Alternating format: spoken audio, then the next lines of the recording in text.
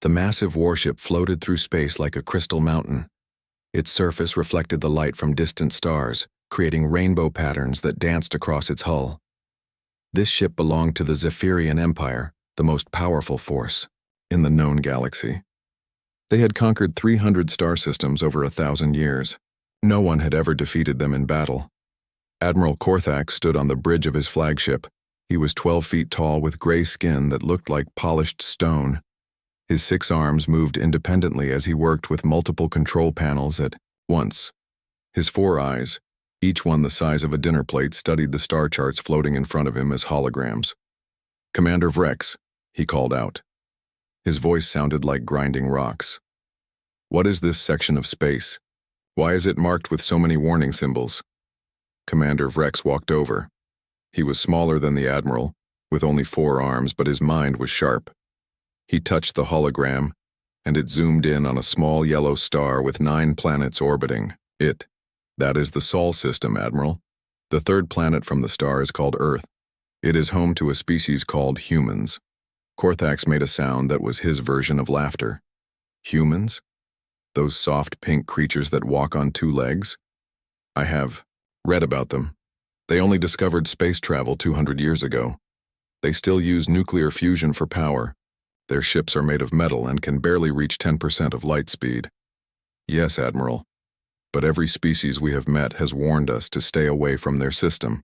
The Arcturus Federation, the Glim Collective, even the Ancient Wanderers, have told us to avoid Earth's region." The Admiral's 4 eyes narrowed. "They are all cowards. They fear what they do not understand. How can a species that has barely left their own planet be dangerous to the Zephyrian Empire? We have weapons that can destroy moons. Our shields can withstand the heat of a star. Our smallest fighter craft could destroy their entire fleet. Admiral, perhaps we should listen to the warnings. There must be a reason why so many species avoid that region of space." Korthak slammed one of his fists on the command console. The entire bridge went quiet. Every officer stopped what they were doing and looked at their admiral. "I have conquered the warrior clans of Rigel 7.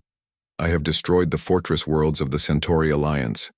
I have made entire species bow before the might of the Zephyrian Empire. I will not be frightened by stories meant to scare children. Set course for Earth. We will add it to our collection of conquered worlds." "As you command, Admiral," Vrex said. But worry filled his 3 hearts. The order went out to the entire fleet.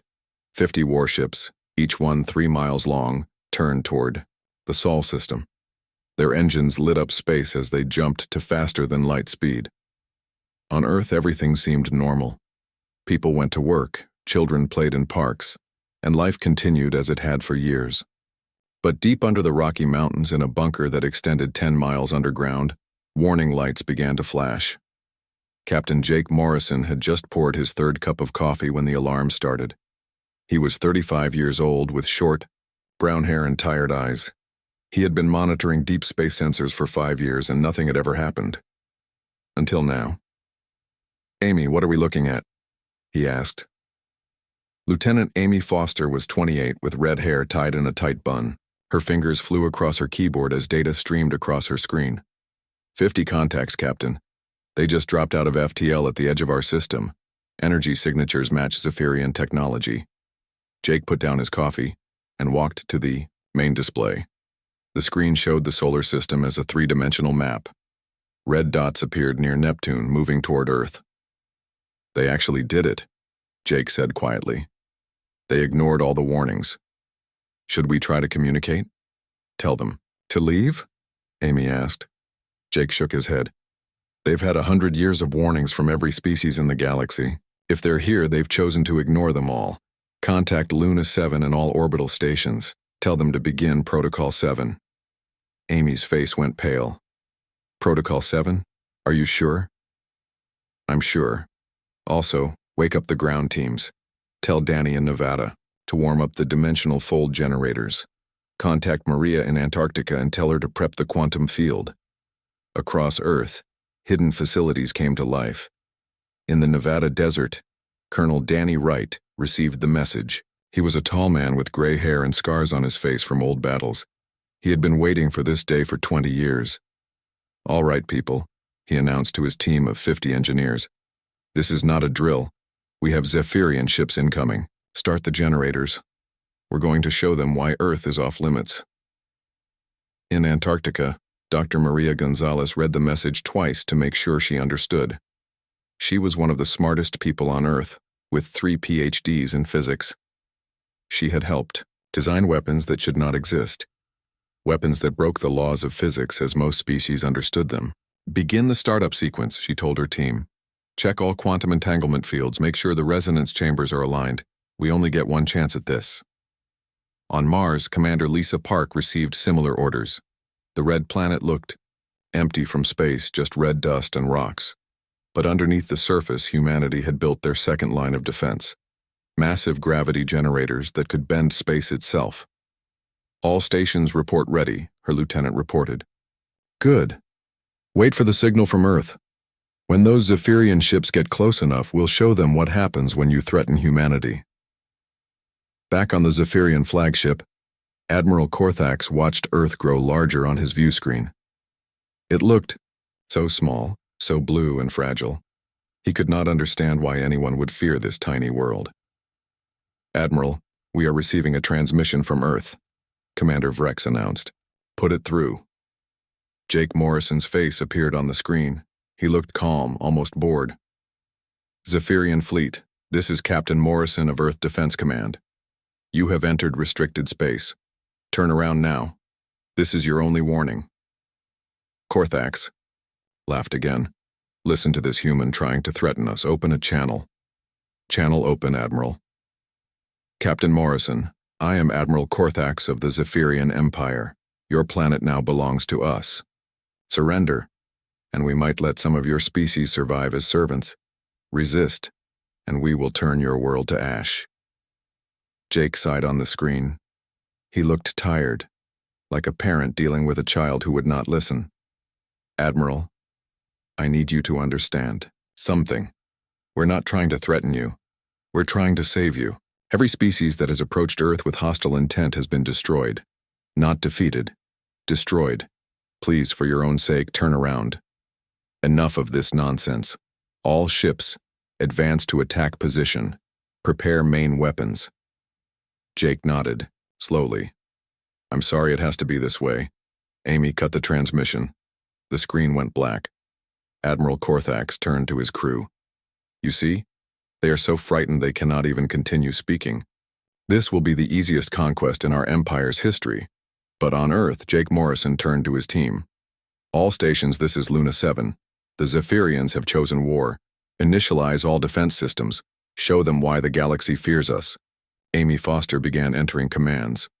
"Dimensional fold generators online, quantum entanglement fields charging, gravity wells on standby, all combat drones activated." "Sir," another officer called out. "Should we activate the Lazarus protocol?" Jake thought for a moment. "Not yet. Let's see if they run after the first demonstration. Maybe we won't have to use the nanobots." In space, the Zephyrian fleet moved closer to Earth. They had no idea what was waiting for them. They thought they were hunting sheep. They were about to learn that humans were not sheep. Humans were something much more dangerous. Humans were survivors, and they had spent their entire history learning how to kill anything that threatened them. The trap was set. The Zephyrians were about to receive an education in why every wise species in the galaxy avoided Earth's region of space. The Zephyrian fleet passed Neptune without any resistance. Admiral Korthax felt proud as his massive warships moved through the outer solar system. Each ship was a masterpiece of destruction, covered in weapons that had conquered hundreds of worlds. The crystal hull sparkled in the weak sunlight, and energy shields surrounded each vessel like invisible bubbles. "No defensive platforms, no ships coming to meet us," Commander Vrex observed. "Perhaps the humans have already given up." "Of course they have," Korthax replied. "They know they cannot win. Smart prey surrenders quickly." The fleet passed Uranus, then Saturn. The rings of Saturn looked beautiful but harmless, just ice and rock spinning in space. The Zephyrians did not notice the tiny lights that began following them. Millions of objects no bigger than a marble that matched their speed perfectly. As they approached Jupiter, something strange happened. Earth, which had been clearly visible on their screens, suddenly flickered. Then it split. Where there had been one Earth, now there were two, then 4, then 12. What is happening? Korthax demanded. Is this some kind of sensor error? The science officer, a younger Zephyrian named Teklos, checked his instruments 3 times. No error, Admiral. There are actually 12 Earths existing in the same orbital position. Each one is real, but they exist in different dimensional phases. That is impossible. No species has the technology to split dimensions. The humans do, Admiral. Before Korthax could respond, space around them began to bend. It was not an attack. In any way, the Zephyrians understood. Space itself was folding like paper, creating pockets and valleys that trapped the fleet. In Nevada, Danny Wright watched his screens with satisfaction. Dimensional fold is stable. They're caught in the web. They can still move, but only where we let them. His team of engineers monitored hundreds of displays. The dimensional fold generators were machines that should not exist. They required more power than most planets produced in a year, but humanity had learned to tap directly into the quantum vacuum for unlimited energy. Colonel, they're trying to break free, one engineer reported. Their engines are at maximum power. Let them try, Danny said. The harder they push, the tighter the fold becomes. It's like quicksand made of space-time. On the Zephyrian flagship, alarms were screaming. The engines were working perfectly, but the ships were barely moving. It was like trying to run through thick honey. All ships, open fire, Korthax ordered. Destroy those duplicate Earths. Thousands of weapons fired at once. Plasma beams that could melt continents. Antimatter missiles that could crack moons open. Gravity bombs that could create black holes. The space between the fleet and Earth lit up like a new sun being born, but the weapons never reached their targets. As soon as they left the Zephyrian ships, they began to slow down, then stop, then reverse course. Admiral, our weapons are coming back at us, Vrex shouted. The Zephyrians barely got their shields up in time. Their own weapons exploded against, their defenses rocking the massive ships. In Antarctica, Maria Gonzalez smiled. Quantum entanglement field is working perfectly. Every action they take is reflected back at them. The harder they attack, the more damage they do to themselves. Her facility was the coldest place on Earth, but not because of the ice above. The quantum generators needed to be kept at nearly absolute zero to work. The cold was so intense that even atoms barely moved. Dr. Gonzalez, they're trying something new, her assistant called out. They're modulating their shield frequency. Maria looked at the data. They're learning. Adjust the entanglement parameters. Don't let them find a way through. The 12 Earths suddenly began to move, orbiting around each other in a complex dance. To the Zephyrians, it looked like magic. To the humans, it was just advanced physics applied in ways that most species had never imagined. Admiral Korthax had conquered many worlds, but he had never seen anything like this. His fleet, the pride of the Zephyrian Empire, was helpless. They could not move freely, could not fire their weapons, and could not even understand what was happening to them. Admiral, I'm detecting massive energy signatures from Jupiter, Teklos announced, his voice shaking. Korthax turned to look at the gas giant on their screens. The great red spot, a storm larger than Earth, began to glow. Then the entire planet lit up like a Christmas tree. What had looked like a normal gas giant was actually covered in defense platforms, each one the size of a city, hidden beneath holographic camouflage. How many weapons platforms? Korthax asked, though he feared the answer. I cannot count them all, Admiral. Thousands, maybe tens of thousands. On one of those platforms, Captain Sam Rodriguez checked his targeting computer. He was a veteran of the Mars Rebellion 20 years ago, when some colonists had tried to declare independence. That conflict had lasted exactly 6 hours before the colonists surrendered. Now he commanded weapons that made those old Earth-Mars war machines look like toys. All platforms.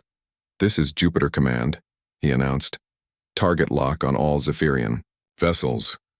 Relativistic kill vehicles armed and ready, waiting for the order from Earth. A relativistic kill vehicle was simple but terrifying. It was just a piece of metal, usually tungsten, accelerated to 99% of the speed of light. At that speed, a projectile the size of a telephone pole hit with the force of a nuclear weapon. Jupiter's platforms had thousands of them. Back on Earth, Jake Morrison watched the tactical display. The Zephyrian fleet was completely trapped, surrounded by weapons they could not understand, caught in a trap they could not escape. "Captain, we're receiving a message from the Zephyrian flagship," Amy announced. "Put it on screen." Admiral Korthax appeared, and for the first time he did not look confident. His 4 eyes showed confusion and something that might have been fear. "Captain Morrison, what have you done? This technology should not exist. It violates the fundamental laws of physics." Jake leaned back in his chair. "Your physics, Admiral, not ours. You see, humans are very good at breaking rules. We've been doing it our entire existence. When someone tells us something is impossible, we take that as a challenge. This is madness. You have turned your entire solar system into a weapon. Not just a weapon, Admiral, a fortress. You want to know the truth? We've been preparing for this day since we discovered we weren't alone in the universe. Every scientist on Earth has spent their life asking one question: how do we defend ourselves against a technologically superior enemy?" Jake stood up and walked closer to the screen. The answer was simple: we cheat. We don't play by the same rules as everyone else. While other species developed faster engines or bigger guns, we developed weapons that shouldn't exist. We weaponized mathematics itself. On the Zephyrian ships, crew members were starting to panic. They had never been helpless before. The Empire had always won through superior firepower and technology, but the humans had not tried to match their technology. They had gone in a completely different direction. "Sir," Amy said quietly, "Mars is asking if they should activate their gravity wells." Jake shook his head. "Not yet. Let's see if the Admiral is smart enough to retreat." But Admiral Korthax was not ready to give up. He had never retreated in his life. "All ships prepare for ramming speed.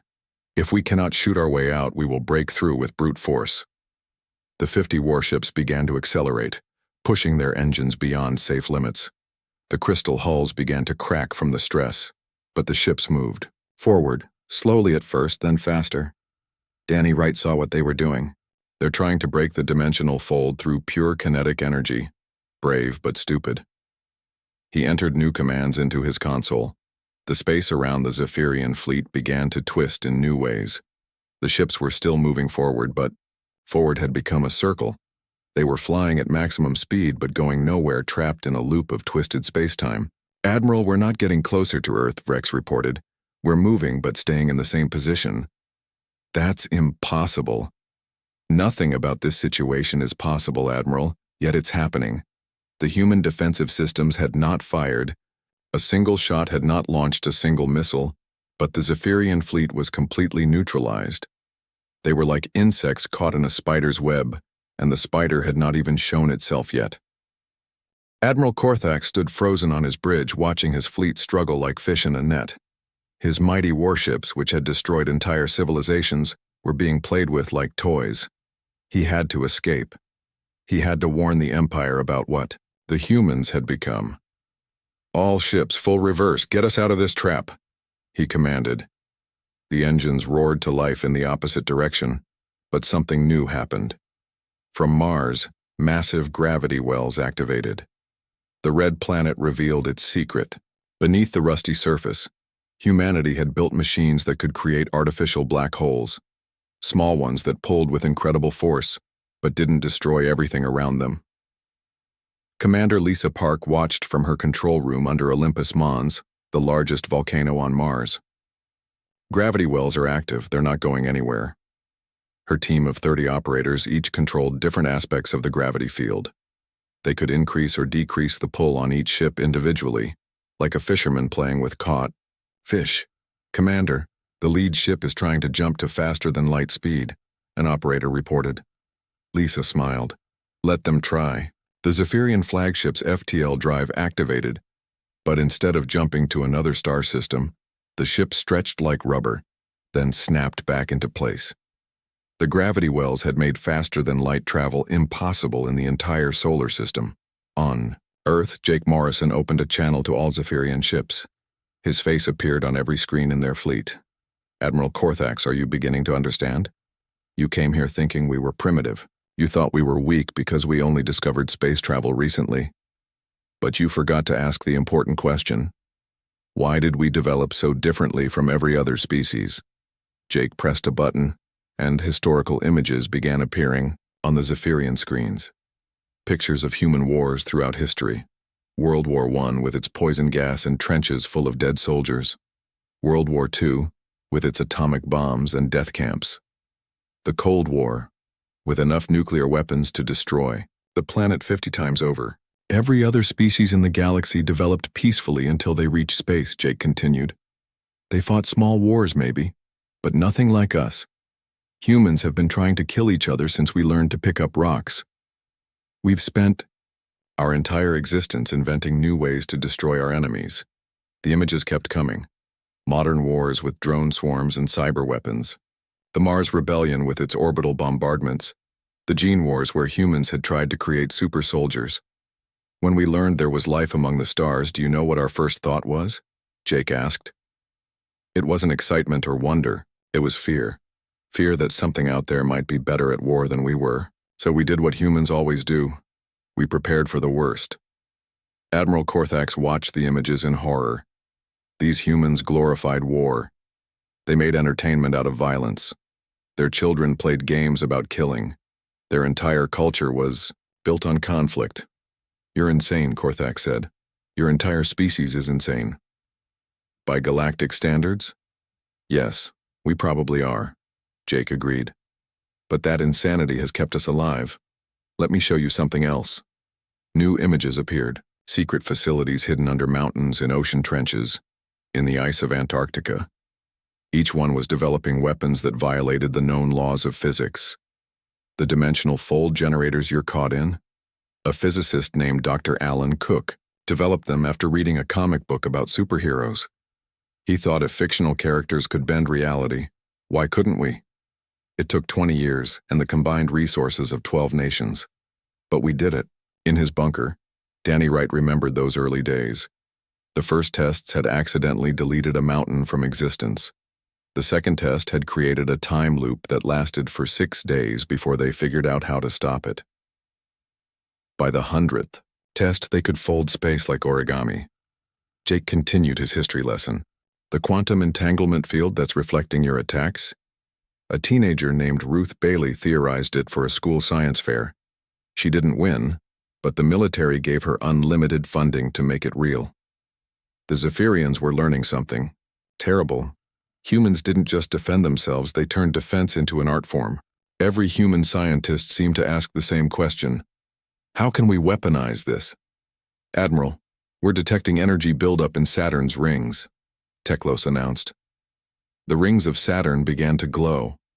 What had looked like ice and rock were actually billions of combat drones, each one no bigger than a basketball, but carrying enough antimatter to vaporize a city. That's our third line of defense, Jake explained. 4 billion autonomous drones hidden in Saturn's rings. They've been sleeping for 50 years, waiting for someone to be stupid enough to attack Earth. Would you like to see what they can do? A single drone separated from the rings and flew toward the Zephyrian fleet at incredible speed. It was so small that their targeting computers could barely track it. The drone flew straight through their shields like they weren't there and attached itself to the hull of one ship. Get it off! The ship's captain screamed over the communications. The drone exploded. It was a tiny explosion by space battle standards, but it was perfectly placed. The ship's main reactor cracked and the vessel went dark, floating dead in space. That was one drone, Admiral, Jake said. We have 4 billion more. They're smart too. They learn from each attack, share information instantly, and never miss. They can take apart your fleet piece by piece, and there's nothing you can do to stop them. Korthax felt something he had never experienced before. Helplessness. His empire had weapons that could destroy planets, but the humans had weapons that destroyed the rules of reality itself. Why? He asked. Why did you develop such terrible weapons? Jake's expression grew serious. Because we know what we are, Admiral. We're killers. Every human knows this deep in their bones. We try to be better. We try to be peaceful, but when threatened, we become the monsters that our ancestors were. We developed these weapons because we know that somewhere out there, something might be worse than us.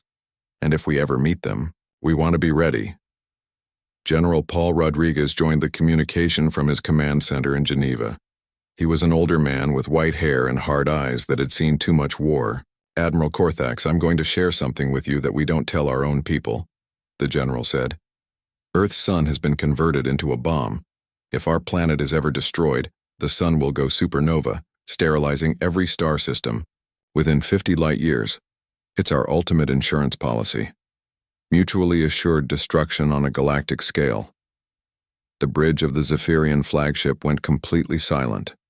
Even breathing seemed to stop. They had threatened to destroy a species that had turned their own star into a doomsday weapon.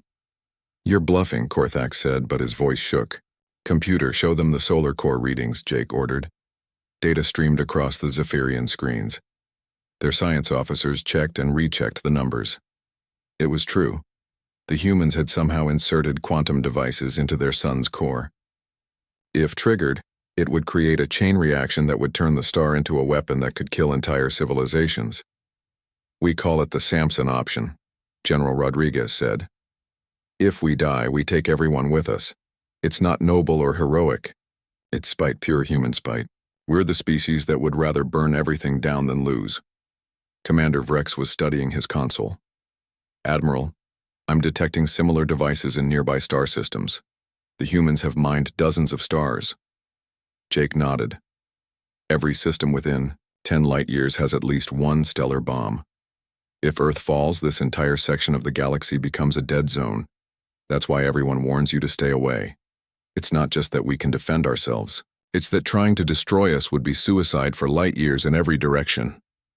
The 12 Earths continued their dance, each one real, each one deadly. The Jupiter platforms hummed with power. Saturn's rings glittered with billions of sleeping drones. Mars pulled at them with artificial gravity. And somewhere beneath Earth's oceans, even worse weapons waited. We tried to warn you, Jake said sadly. Every species in the galaxy tried to warn you, but you had to learn the hard way. Humans are not prey, Admiral.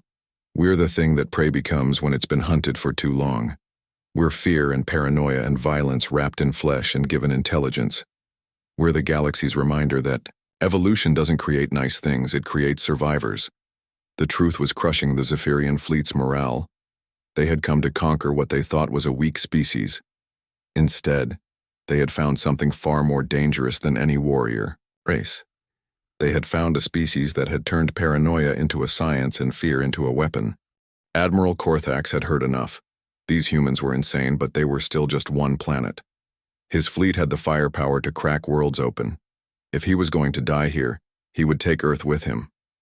All ships, prepare for total bombardment. He roared, "Target everything! Every weapon, every missile, every bomb! If we cannot conquer Earth, we will erase it from existence." Commander Vrex tried to protest. "Admiral, they said their sun would explode if Earth is destroyed. We'll die too." "Then we die with honor. The Zephyrian Empire does not retreat. Fire everything." 50 warships unleashed hell. The space between the fleet and Earth became a storm of death. Antimatter warheads by the thousands, each one capable of turning a continent into glass. Plasma beams that could bore through moons. Singularity bombs that created temporary black holes. Kinetic projectiles accelerated to near light speed. Virus bombs that could dissolve organic matter. Quantum torpedoes that deleted matter from reality. It was the most devastating attack the Zephyrian Empire had ever launched. The combined firepower could have destroyed 100 worlds. Every weapon they had, every terrible device of war, all fired at once at the blue planet that dared to resist them. On Earth, Captain Beth Coleman sat in her chair on the moon base, completely calm. She was 40 years old with black hair and a small smile on her face. She had been waiting for this moment for 15 years. "They fired everything just like we predicted," she said to her team. "Activate the causal loop defense system." Her fingers danced across her console, activating humanity's most impossible weapon. It was based on a theory that shouldn't work, built with technology that shouldn't exist, powered by energy stolen from other dimensions. The first wave of Zephyrian weapons hit Earth. The planet shattered. Oceans boiled into steam. Continents cracked and fell into the molten core. 8 billion humans died in an instant. Earth became a cloud of expanding debris. Then time rewound 7 seconds. Earth reformed. The oceans returned. The continents reassembled. The 8 billion humans were alive again, but the defense computers remembered everything. They knew exactly where each weapon would be, when it would arrive, how fast it was moving. The weapons hit again. Earth died again. Time rewound again. On the third loop, the defenses were ready. Every satellite, every orbital platform, every ground-based laser, every defensive system knew exactly what to do. They fired before the Zephyrian weapons were even in range, their shots perfectly timed to intercept each incoming attack. Admiral Korthax watched in horror as his entire bombardment was destroyed before it could reach Earth. Not a single weapon made it through. It was impossible. The humans had fired before his weapons were even launched, as if they knew the future. "What sorcery is this?" he whispered. "It's not sorcery," Jake Morrison said over the communication. "It's time manipulation. We can create small loops in causality. We let your attacks succeed, learn from them, then rewind time and stop them. From your perspective, we're predicting the future. From ours, we're just remembering what already happened." Beth Coleman was monitoring the loop generator. "System is stable, Captain Morrison.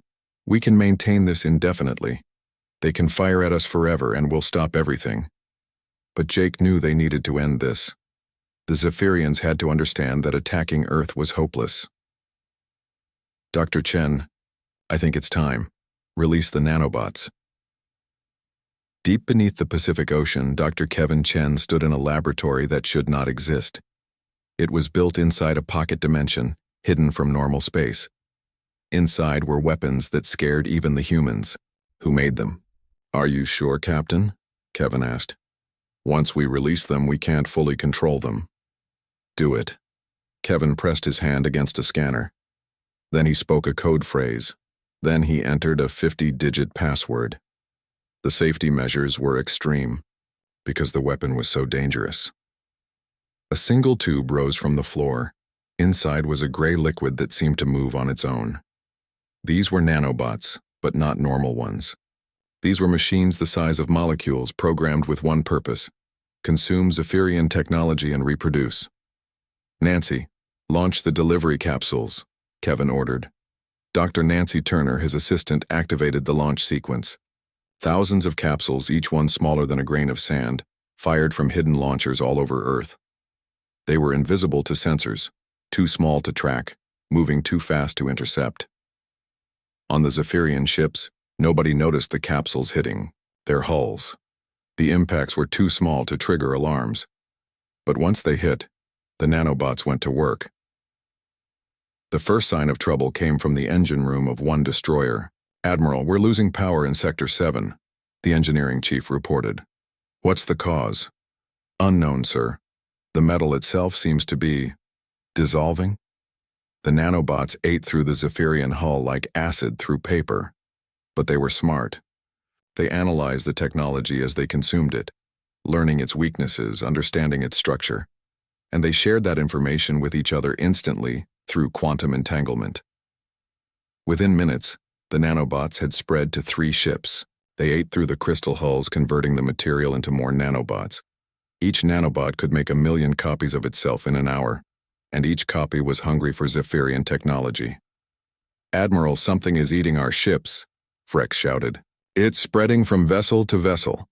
Korthax watched his tactical display in growing panic. The infected ships were falling apart, turning into clouds of gray dust that sparkled in space. And the dust was moving, spreading to other ships like a plague. "Use the sterilization fields, burn it off the hulls." The Zephyrians activated their defensive fields, energy barriers that should have vaporized anything on their hulls. But the nanobots had already adapted. They absorbed the energy and used it to reproduce faster. "It's not working. They're feeding on our defenses." Jake Morrison watched from Earth with grim satisfaction. "Those nanobots are programmed with your technological signature now, Admiral. They recognize Zephyrian technology at the molecular level. They'll eat through your ships, your weapons, your equipment, and they'll keep spreading until there's nothing left of your fleet. This is a war crime, Korthax screamed. You're using weapons banned by every civilized species. War crimes? Jake laughed, but there was no humor in it. Admiral, you came here to commit genocide. You threatened to kill every human on Earth. Don't talk to us about war crimes. Besides, humans never signed any galactic treaties. We never agreed to your rules of war. General Rodriguez appeared on the screen again. We studied your empire's history, Admiral. You've destroyed 47 species completely, erased them from existence because they resisted you. Did you think we'd let you do the same to us? Did you think we'd fight fair? The nanobots continued their feast. 7 ships were completely consumed now, turned into gray clouds that hunted for more Zephyrian technology. The crew members who escaped in life pods watched their vessels disappear bite by microscopic bite. Captain Morrison, Beth Coleman called. The nanobots are approaching their programmed limit. They'll stop spreading after they consume the fleet. Good. We don't want them getting out of control. But Admiral Korthax didn't know about the limit.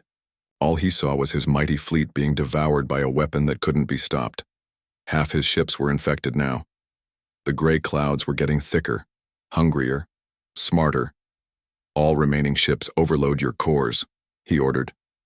If we're going to die, we'll take as many of them as possible. But the humans had expected this too. From Jupiter, the relativistic kill vehicles launched. Thousands of tungsten rods accelerated to near light speed, targeted at the Zephyrian reactor cores. The impacts were surgical, precise, destroying the reactors before they could overload.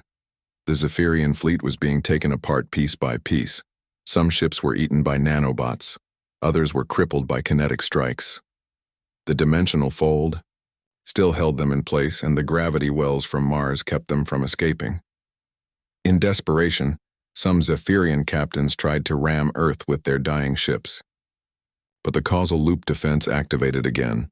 The ships hit, Earth died, time rewound, and the ships were stopped before they could impact. We cannot win, Commander Vrex said quietly. Admiral, we cannot win. They have an answer for everything. We try. Korthax looked at his tactical display. Of his 50 warships, only 12 remained functional. The others were either consumed by nanobots, disabled by attacks, or floating dead in space. His grand fleet, which had conquered 100 systems, was being destroyed by a single planet.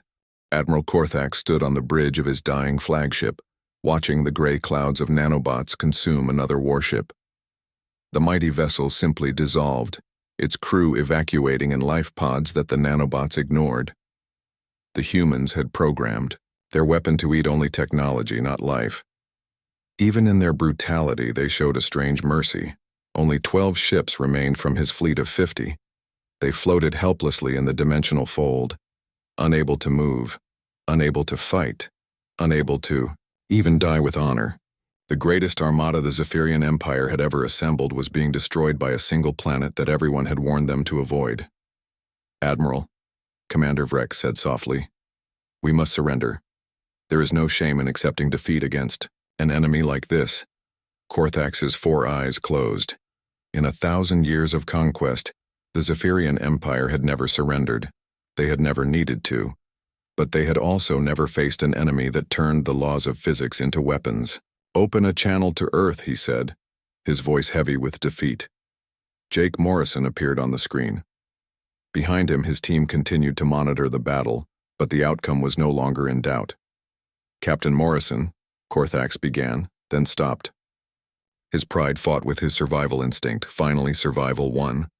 We surrender. Please, stop your weapons. Save what remains of my fleet. Jake nodded to Beth Coleman, who entered commands into her console. The gray clouds of nanobots suddenly stopped moving, then began to dissipate. They broke apart at the molecular level, becoming harmless dust that would float in space forever. The nanobots are deactivated, Jake announced. They were programmed to stop anyway once your fleet was neutralized, but we've shut them down early. Your remaining ships are safe.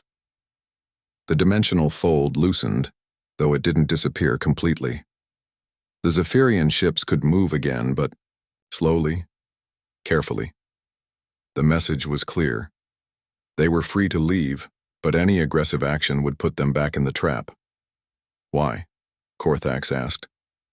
Why spare us? We came to destroy your world. Because we're not monsters, Admiral. We're just very good at pretending to be when necessary. You've learned your lesson. There's no point in more killing. General Rodriguez joined the communication from Geneva. Behind him stood President Carol Washington, the leader of United Earth. She was a tall woman with gray hair and kind eyes that had seen too much. Admiral Korthax, the president said, we're going to let you leave with your remaining ships. But first, you're going to do something for us. What do you want? You're going to tell the truth. You're going to report to your empire and to the Galactic Council exactly what happened here, every detail, every weapon we used, every ship you lost, everything. Korthax's pride flared. You want me to humiliate myself and my empire? No, the president said calmly. We want you to save lives. Your report will ensure that no one else makes your mistake. No other fleet will come here thinking we're easy prey. Your honesty will prevent future wars. She leaned forward, her expression serious but not unkind. Admiral, we don't want to be conquerors. We don't want to rule the galaxy. We just want to be left alone to grow and learn at our own pace. But if threatened, we will defend ourselves with weapons that shouldn't exist, using methods that break the rules everyone else follows. Jake Morrison added, we've prepared a data packet for you to take back. It contains sensor readings of our defensive systems, recordings of the battle, and a message for the Galactic Council. The data packet appeared on the Zephyrian computers. Commander Vrex reviewed it quickly. Admiral, they're giving us detailed information about their capabilities. Not all of them, Jake corrected. Just enough to make our point. There are weapons we haven't shown you, defenses you haven't seen, things worse than nanobots sleeping beneath our oceans, devices that could unravel the fundamental forces of the universe. We're showing you the minimum needed to ensure our safety. Korthax downloaded the data packet. As he did, he noticed something else. Medical data was being transmitted to his ships. Treatments for the injured, repairs for damaged systems, even food replication patterns to replace what they'd lost. You're helping us? He asked, confused. We're human, President Washington said. We can be terrible when threatened, but we prefer kindness when possible. Your crew didn't choose to come here. They followed orders. They don't deserve to suffer on the journey home. The president stood up, and her image filled the screen. Admiral, let me tell you something about humans that might help you understand us. We have a saying, speak softly and carry a big stick. It means be polite, be diplomatic, be kind, but always be ready for violence if necessary. We've turned our entire solar system into the biggest stick in the galaxy, but we'd rather never use it. She paused, choosing her words carefully. We know we're considered insane by galactic standards. We weaponize everything. We prepare for wars that may never come. We build doomsday devices just in case. But this paranoia comes from our history. We've seen what happens to the unprepared. We've been both predator and prey, and we've learned from both experiences. The 12 remaining Zephyrian ships began to move away from Earth, limping toward the edge of the solar system. As they passed Mars, the gravity wells shut down. As they passed Jupiter, the weapons platforms powered down. As they passed Saturn, the ring drones went back to sleep. Captain Morrison, Admiral Korthax said before the communication ended. What would have happened if we had come in peace? If we had approached Earth with friendship instead of threats? Jake smiled, the first genuine smile since the crisis began. We would have welcomed you, Admiral. We would have shared our culture, our music, our food. We would have shown you our cities and our parks. We would have been your friends. Humans are capable of incredible loyalty and friendship. We just need to know we're safe first. The Admiral was quiet for a moment. Perhaps one day when the wounds of this day have healed, we might try again, approaching with open hands instead of weapons. We'd like that, Jake said. Despite everything, we do want to join the galactic community. We just refuse to join as victims or slaves. As the Zephyrian ships reached the edge of the solar system, They were finally free of all human weapons. The dimensional fold released completely. The quantum entanglement ended. They could jump to faster-than-light speed whenever they wanted. But, before they left, Admiral Korthak sent one final message. Captain Morrison, I have one last question. Are there really weapons worse than what we saw today? Jake's expression grew serious. Admiral, you saw maybe 10% of our defensive capabilities. We have weapons that could delete your empire from history, making it so you never existed. We have devices that could rewrite the laws of physics in your region of space, turning matter into energy, or energy into nothing. We have viruses that target specific DNA sequences and could kill every member of your species while leaving everything else untouched. He paused, letting the words sink in. But the most dangerous thing about humans isn't our weapons, Admiral. It's our imagination. Give a human a problem, and they'll find a solution, even if that solution shouldn't be possible. Tell a human something can't be done, and they'll spend their life proving you wrong. Threaten a human's family or home, and they'll become something that makes demons look kind. The communication ended. The Zephyrian ships jumped to faster-than-light speed, leaving the solar system behind. But the memory of what they had seen would haunt them forever. Days later, Admiral Korthak stood before the Zephyrian High Command and the Galactic Council, presenting his report. The room was silent as he showed the recordings. The dimensional fold that trapped space itself. The causal loop that rewound time. The nanobots that ate through their finest ships like acid. The stellar bombs that could turn entire regions of space into graveyards. The humans are insane, he concluded, but it is a useful insanity. They have turned paranoia into a survival strategy. They have weaponized concepts we haven't even discovered, and they will use these weapons without hesitation if threatened. The Galactic Council voted unanimously to expand the exclusion zone around Earth from 1 light year to 5.